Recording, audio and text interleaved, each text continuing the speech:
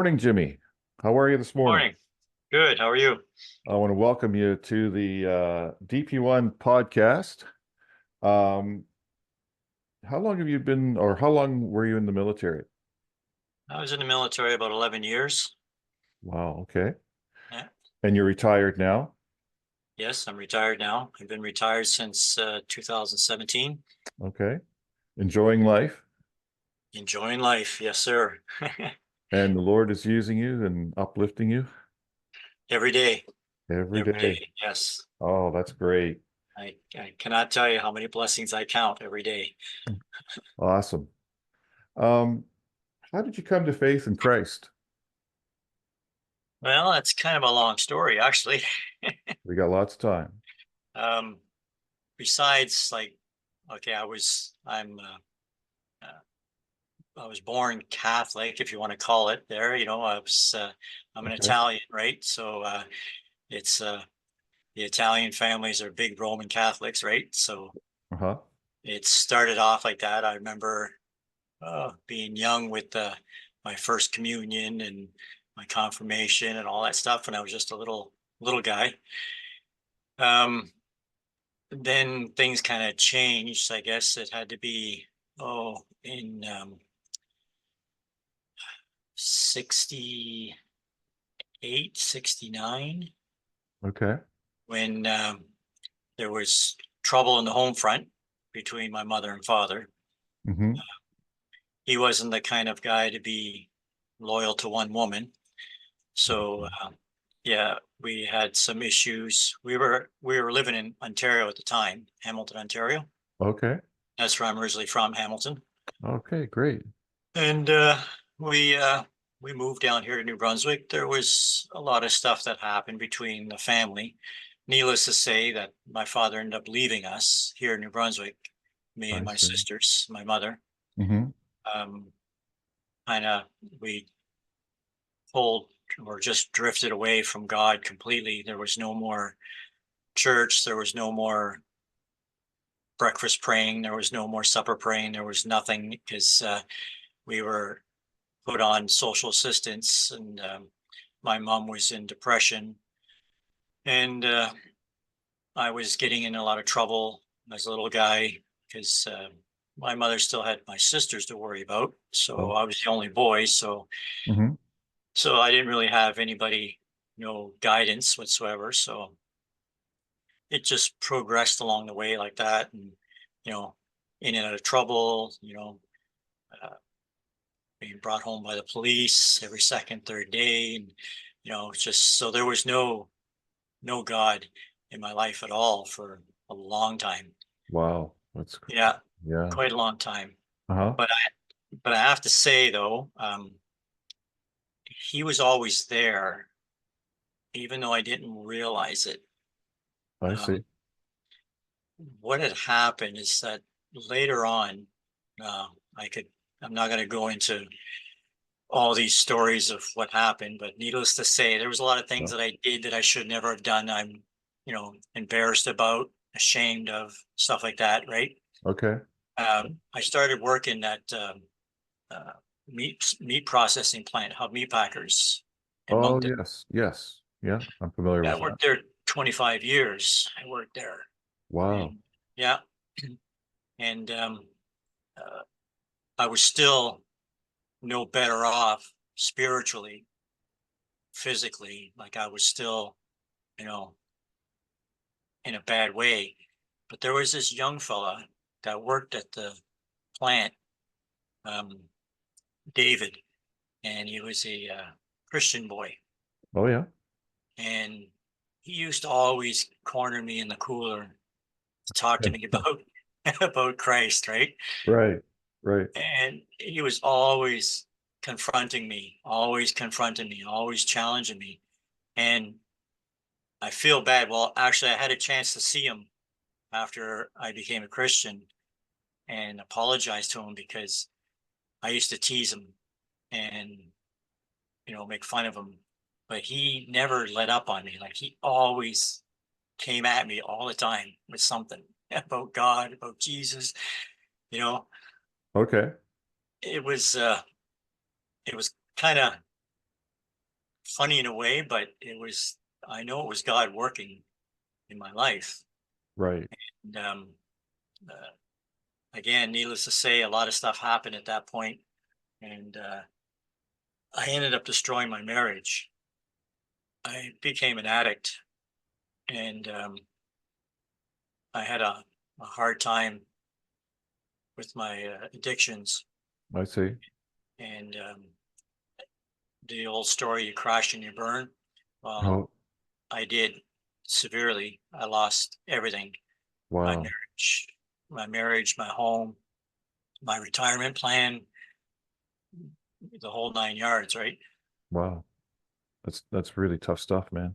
Yeah, it happens to a lot today, especially. But and it was kind of, again, how God works. All things for good, right? Um, Right. I know that the one man, one woman plan, one marriage, Right. is the optimal plan that God wants. And I know, like, I've studied in depth about marriage and divorce Hmm. in through the Bible. Um, when I divorced my wife, and I was like heading downhill, even worse, I happened to get on the internet one night looking for one night stands, Oh boy. Yeah. the dating sites there. Yeah. And I happened to stumble on a site, and I was going through the profiles, and I happened to come across this profile. This woman, she was fully dressed, which is unusual for a lot of those sites, Okay. and she had her two kids with her in the picture. Oh wow. I found that extremely odd, Yeah. so I emailed her. I texted her through the program, and I asked her. I said, "Do you have any idea, like, where you are, like what kind of a site you're on?" Apparently, she's never used a computer before, and Oh. she was Christian woman Hmm. that her husband left her. Oh, I see. He left her. He couldn't deal with um, the church, and um, he liked to flirt, fool around, so he just left her, right? I see. And she spent 15 years worshiping God and praying because she was lonely. Hmm. So someone had told her about, you can talk to people on the internet, but she didn't know where to. So she just happened to be on the wrong site. And when Okay. I brought it to her attention, she said, "Oh my goodness," she said, "I'm going to leave this site." So she left the site, but I kept in contact with her. Okay. And she kept talking to me about Christ as well. And Nice. again, I was in a bad state, but I was in a state that I didn't know where else to go, what else to do. Hmm. And, I figured, why not listen? Right. Yep. But I can remember telling her that I was very skeptical because, she was telling me about the Bible and about reading. And I kept telling her that, you know, I come from the streets, and you don't trust nobody, and you don't believe. And for all I know, the Bible could have been a 20-page paperback magazine when it started, Right. but it was man that put his own 2 cents in. You must have heard the old story about the guy that went fishing. He catches a 4-inch fish, and by the time he gets home, it's like two and Oh a half feet yes. long, right? Right. By the time he Yeah. gets home, the story is grown, right? Yeah. And I kind of, that's what I said, and she kept trying to explain to me that it's it's inspired by God, and you know there's witnesses of Christ. And so during that conversation and all those talks that we were having, um, I was still in a bad way, and I was financially destroyed, and that, so I didn't really know what else to do than join the military. Oh wow. It was at that point. I had started to enlist back in 78. Okay. That's when I had just before my first marriage. And I had got my girlfriend pregnant just before the marriage. Right. And at that time, I was signing up as a vehicle technician for the Hmm. military, and they were only paying like about 15,000 a year. And Wow. it was that same year that Hub Meat Packers got a government grant and expanded. Okay. They had posted, they were looking for like 200 employees, and the starting wage was 25,000 a year. Wow. That's a big difference. Yeah, so I had just finished my sign up at the military, and I went back and said, "Sorry, guys, like you didn't make the cut, right?" So Right. I my girlfriend's pregnant. We're getting married. I need money, So I left and I went to meat packers at the time, right? Okay. But during that time, my ex-wife, her brother died in the Second World War. Oh yeah. So we were her mother was a flag party for Legion. So Hmm. I was still kind of involved with military people, even though I wasn't in the military. So we used to go to all the ceremonies. I used to drive the color party all over the Atlantic provinces to different, memorials and, stuff that was going on with the Legion, right? So I was kind of still connected.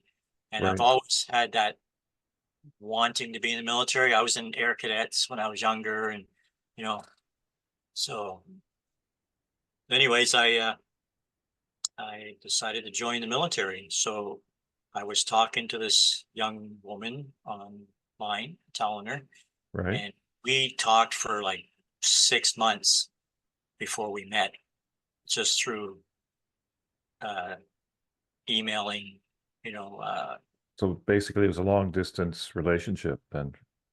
yeah, kind of like I didn't really know where she lived at the time. Like she was living in Shediac, but I didn't know that. I was in Moncton, right? Okay.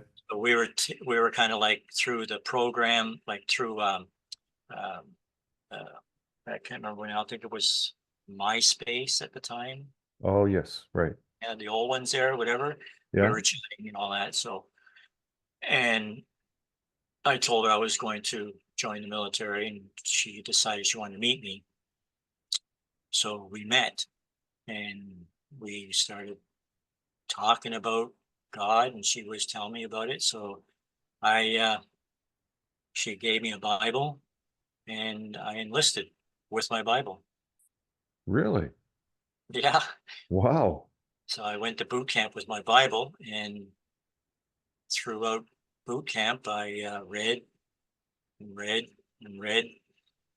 I started going to the little chapel at the Mega. That's the Hmm. one in St. John there, the recruit center in St. John.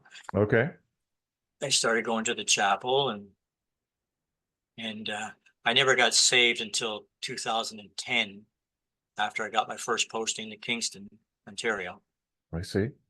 So, but it's been quite a journey. Yes, it has. That is quite a journey. And And it's good to hear it too. the remember that fella Dave, the young fella at the Hub Meat Packers that used to corner me all the time and Oh yes. talk to me about Christ? Right. Well, uh, lo and behold, my my wife now, the one I married her after, the girl I Right. was talking to, Hmm. the church that she belonged to, he was part of that church. She knew him Wow. Isn't because that I isn't that interesting? Everything is so interconnected in your story. yeah, it floored me. Like it just like I told her, I said, yeah, I said, I can remember this fella at Hub always bugging me about, and I told her the name Dave. Right. I'm not gonna say his last name because No, that's yeah, okay. but I told her his full name, and she goes, I go to church with that guy. He comes to our church. I know him very well. She said, I know him extremely well. He's married, has 7 kids. He's like, Wow. and I got to meet him, Hmm. and I couldn't help. I started bawling, man. I couldn't help it. I went to him, I hugged him, I apologized to him for teasing him and giving him such a hard time at Hub. Wow. It was amazing, and he was so happy. Like he was crying too because he worked so hard on me. Bring you You to the know, Lord. yeah. And then we lost contact for years, so he Wow. never knew where I was at, eh? Hmm. So So he helped things get started. yeah, I'd say so. I'm sure he had a lot to do with it, and Wow. I never knew that God was working on me all that time. That is a great story, man. That's awesome. Yeah, because it still gives me goosebumps when I talk about it. Like, Oh yeah. yeah, it still gives me goosebumps. Are you currently part of a church family now? We go to there's a Baptist church here. I live out in the woods. I live out in the country there. I live just kind of between Moncton and Oromocto. Okay. Yeah, I live kind of like in the woods there between the two cities. Right. Because my last posting was Oromocto, Gagetown. So Yes. I Okay. needed someplace not too far away. And we got family in Moncton, we got family in Fredericton. So it was just kind of a good place to be, kind of centralized, you know? Definitely. Yeah. But yeah, there's a small Baptist church up here that we go to. There's a pastor there, Dave McPherson. He's a really good teacher. Um, he's a computer technician as well. Okay. But he's a really good teacher. We're not members of any church. I consider myself a non-denominational Christian, Okay. You're a Jesus follower. Jesus follower. Yeah, that's it. Yeah. Yeah, yeah. Because I've been well, since I'd say after boot camp in 2008, 2009, I met a pastor in the military. Um, it's okay to say his name, I imagine, eh? Yeah, sure. Greg Gerard. Okay. You'll probably run into him one time or another if you continue with our panels there that we Oh, have going on in good. Discord. Be nice to meet him. Yeah, he really good teacher. I think he's a um, Dutch reformist, Okay. but he's a really good teacher. And I got into some really deep Bible studies with him, Okay. and uh, ventured off into my own studies as well. Right. Because I'm a technical kind of guy, sometimes I like to learn a little bit of the uh, finer points. Okay. But I've kind of backed off a little bit on that now. I Hmm. find as my faith in Christ grows stronger, I start to realize now that it's really not a matter of having to know everything. It's just a matter of trusting. So you're finding your faith is getting deeper as time goes on. Yes. How has how has your church helped you with your faith? You know, you're part of a church family, and um, how's that helping you and your family? Um, Helping out, being together. Um, God calls us to come together with other Christians so Right. that we may challenge ourselves, um, listen to each other, like I said, help each other out during rough times and that, Right. and pray in groups. It's nice to have that church family, isn't it? Yeah, yeah, it is. Have other people around you that care for you and love you and pray for you. Like-minded, right? Yes, like-minded, and you get to help them too. Hmm. You know, it's a give and take thing, Yes. which is really great.